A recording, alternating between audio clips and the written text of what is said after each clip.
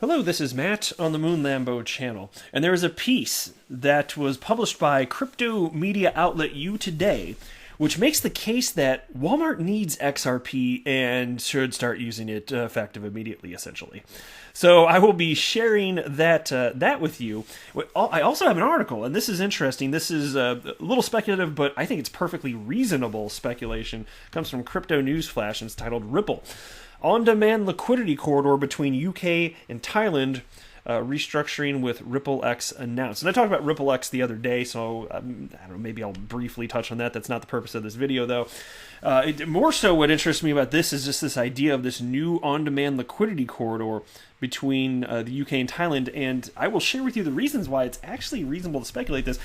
And this would obviously further, for me personally, all this does when I see things like this is just instill additional confidence, because I know that the only solution for the train wreck that is the world of global cross-border payments, in terms of the settlement portion of that, the only solution requires a sufficiently technologically advanced cryptocurrency that is decentralized and has an open market price. And that's because a lot of that results in the capability of getting around trust issues that humans have with one another. It's not purely technological.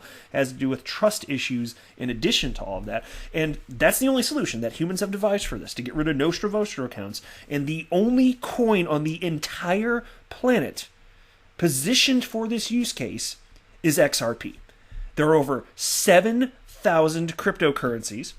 There is one that is being positioned for this. Nobody else on the planet is even attempting this. There are all sorts of fintech companies, yes, that are seeking to improve the messaging side of the train wreck that is the way money moves around the world today. Cool. And I'm sure some are going to get traction. But ultimately, when there's a sufficient blend of price and liquidity, and that'll result in more corridors opening up, and as those open up, where do you think the activity is going to flow? To a position where there's a solution for settlement, or all the other platforms that do not have a solution for settlement? You tell me.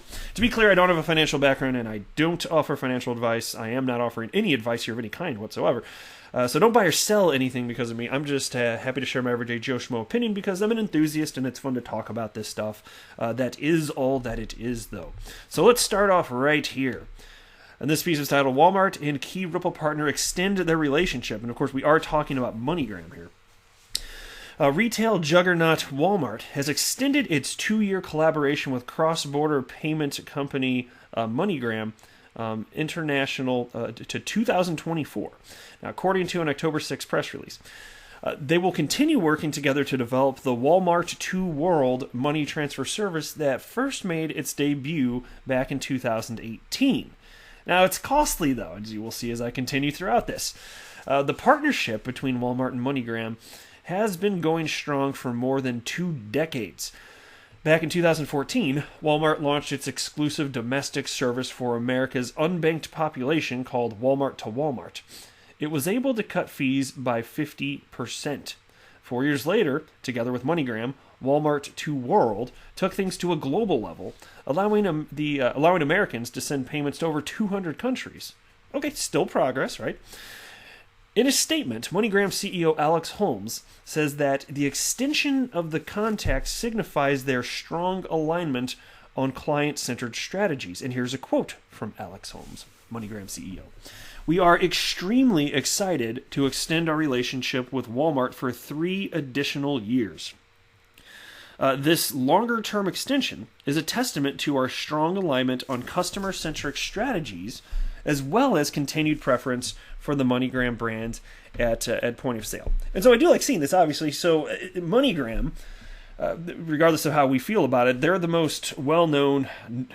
That's fair to say. They're the most notable on-demand liquidity partner, or maybe you could even argue customer, that certainly on-demand liquidity at least, that Ripple has. I think it's fair to say that. Obviously, there are all sorts of huge entities out there, massive banks that are on RippleNet, which, just talking about the messaging portion of what they do. I got that. I understand that. But MoneyGram's a pretty damn well-known name. And so certainly, at least as far as on-demand liquidity is concerned, the most important in that sense, right? Like if they were to go away, you could instill fear in XRP holders. I could see something like that happening. I'm not saying it will. I'm just saying the degree to which it's important. Like it would strike fear, I think, in all sorts of XRP holders. And so likewise, think about important customers for MoneyGram. Well, would Walmart not be up there if not the most important? I mean, Walmart's massive, right? I don't even need to tell you that. But financial services account for less than 1% of Walmart's bottom line.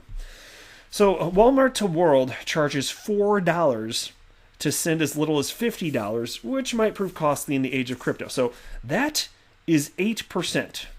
8 freaking percent. Now don't forget, XRP, which is part of the equation for solving this problem, it costs fractions of a penny with every single transfer and settles in 3 to 5 seconds. Fractions of a penny.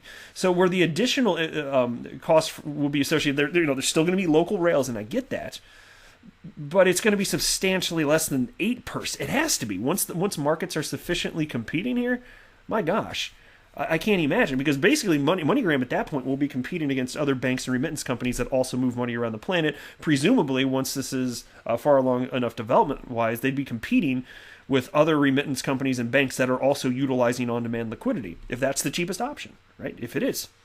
And there's no other solution that I found. There most certainly is not for settlement anyway. So like I say, what do you think is going to happen? But here's where it gets interesting. Considering that MoneyGram is one of the most prized partners of Ripple, it would make sense for Walmart to make XRP for cross-border payments to increase the efficiency of its service.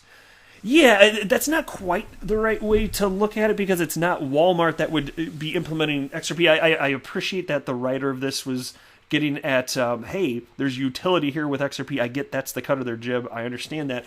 But what it would be is Walmart customers benefiting from that indirectly, because MoneyGram would be utilizing XRP as a bridge currency. But again, it gets down to this whole idea of, do we have a sufficient blend of price and liquidity to make that happen today in corridors the world over? And as I record this, the answer is no.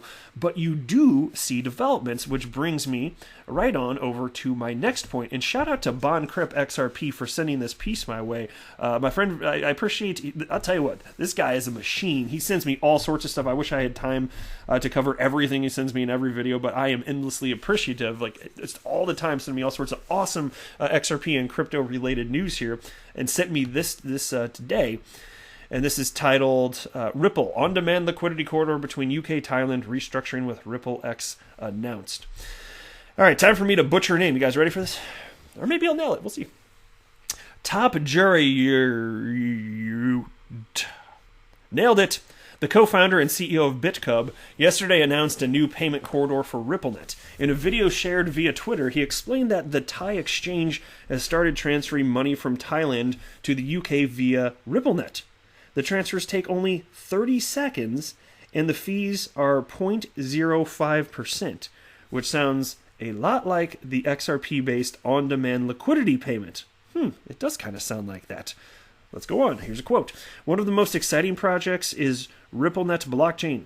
This project allows Thai people to remit money from Thailand to the UK within 30 seconds. Fees are 0.05%, meaning that in the future we can transmit money between England and Thailand in a frictionless manner. And we already know, so there's Bitstamp in the UK, and then, which is also in the United States, and then you've got in Thailand you've got BitCub here, which is the exchange side here. And so Bitstamp and BitCub are on-demand liquidity partners. These are exchange partners, which are now effectively pools of liquidity for the purpose of facilitating transfers, payment, and specifically settlement around the entire world. Now, you're talking about an individual corridor here, but what's interesting, and part of, like, there are a number of reasons to think that this is reasonable to speculate on the idea of this potentially being a corridor. We've already known that this is where activity has been. These have been cited as areas around this green and blue globe we live on that would be experiencing a development in terms of on-demand liquidity sooner than later. Ripple has even cited this here. And so when you're talking about 30 seconds, now, like I know XRP settles in 3 to 5 seconds typically. That's normal. And so you might say 30 seconds, that's way longer. Well, again, like I cited a little bit earlier in the video, there are local rails. And those, depending on what technology is in place and efficiencies there, it can vary a little bit. But still, for all intents and purposes, this is real-time settlement. You know, you think about it, rather than taking days in some exotic corridors for money to get transferred from one fiat currency to another, oh gosh darn it, even if you have to wait 30 seconds, oh my day is ruined. I could have gotten halfway through microwaving a ham and cheese Hot Pocket. This time was wasted. Like, I don't think it's going to be that big of a deal, right? I don't think it's going to be that big of a deal. But look, so anyway, like, all of this is getting built out, and that's why for me personally as an XRP holder, as long as I continue to see the development, super duper, because my entire investment thesis is that utility matters and will win the day. Even if in October 2020, as I record this, humans are, in my opinion, not sufficiently parsing out the notable differences between cryptocurrencies and their adoption in the real world, even though it's not happening. I'm just going to keep paying attention to it, because at some point there's going to be an inflection point, or if not an inflection point, some sort of shift, even if it takes some period of time, for humans to just start behaving differently when it comes to purchasing and holding cryptocurrencies. Because this whole idea of right now, it's just gambling from many people's perspectives. Oh, my money's going to this and that and that. And could half these people throwing money into the world of crypto articulate a reason that it makes sense to do so, or indicate any sort of actual underlying value, which for me means utility? Could they actually do that? And I think the answer is no, probably for most people. That would be my for fun guess. I don't think people know what the hell they're doing. But I do believe that eventually, as the frenzy dies down and volatility is reduced within this asset class, which is going to take a long time, but as that happens, you will see a shift to more reasoned and well-intentioned purchases, both from retail investors and from institutional investors. I don't see a world where that could not happen, because look, the crypto asset class is going to be here forever, at least as long as the internet continues to exist. And all we're talking about is ultimately the maturation of that. Well, of course that's going to happen. How could it? We're already seeing it happen. We're already seeing reduced volatility. There's still crazy volatility, but over the last decade, we've seen it decrease. And we have seen, although it's a small segment of the population out there in the world of crypto, we have seen an increase in the importance of utility, but it's still very small. It's people like me, and probably somebody like you if you're listening to this video. It probably matters to you. Not to enough people, but still that is increasing. There's always more people like us coming on board that recognize the importance of that. So anyway, I will wrap it up there, but thank you for stopping by, my friends. I am not a financial advisor. Do not buy or sell anything because of anything that I say. All right, that would be a very, very, very bad idea. Until next time, to the moon, Lambo.